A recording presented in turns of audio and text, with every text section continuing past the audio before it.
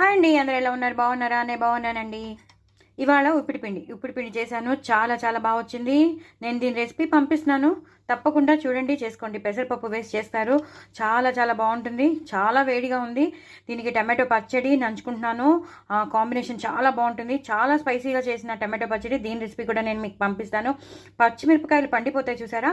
ఆ పచ్చిమిరపకాయలు పండిపోయిన పచ్చిమిర్చితో మామూలు మామూలు పచ్చిమిరపకాయలతో ప్లస్ ఎండుమిరపకాయలు వేసి ప్లస్ కొంచెం కారం కూడా వేసి చాలా చాలా స్పైసీగా చేసిన పచ్చడి చాలా చాలా బాగా వచ్చింది.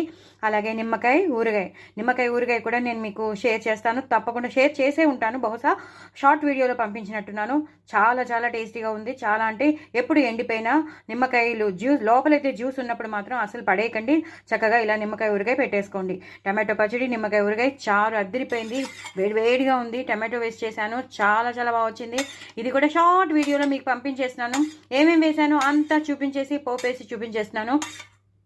ఆ పోపు వేసేటప్పుడు చూపించేస్తున్నాను. చాలా చాలా బాగా వచ్చింది. చారు మాత్రం ఎక్కువ కొత్తిమీర వేసుకోండి, ఇంగు పోపు పెట్టుకోండి. వెల్లుల్లిపాయలు కూడా వేశాను. అలాగే చక్కగా కరివేపాకు, కొత్తిమీర ఎక్కువ వేసుకోండి. దీని కాంబినేషన్ అనమాట. చక్కగా ఇలా చారు వేసుకుని తినాలన్నమాట.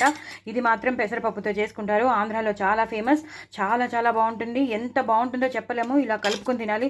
వేడిగా ఉందండి, అసలు చాలా వేడిగా ఉంది. కలుపుకోలేకపోతున్నాను. అయినా సరే మీకు చూపిద్దామని, మిమ్మల్ని టెంప్ట్ చేద్దామని. చాలా చాలా టేస్టీగా ఉంటుంది. ఇలా నంచుకొని తినాలి.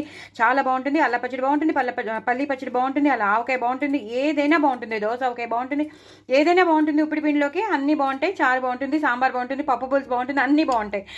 చేసుకోవడం ఒకటే. దీని రెసిపీ నేను మీకు షేర్ చేసినాను. ఆంధ్రాలో చాలా ఫేమస్.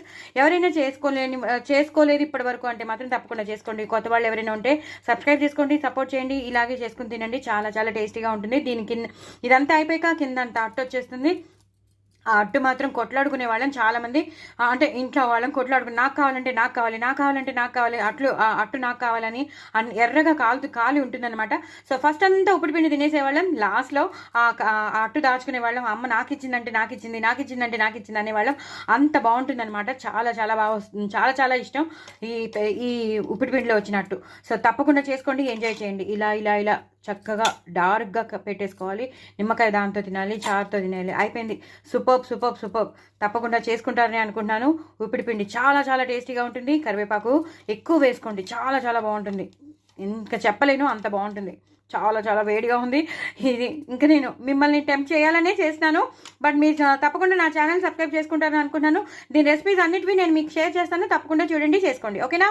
చాలా చాలా బాగుంటుంది. దీనిలో అట్టు కూడా వస్తుంది. ఆ అట్టు కూడా తినండి. చాలా బాగుంటుంది. పిల్లలు అయితే పోటీ పడిపోతారు. బాయ్ అండి.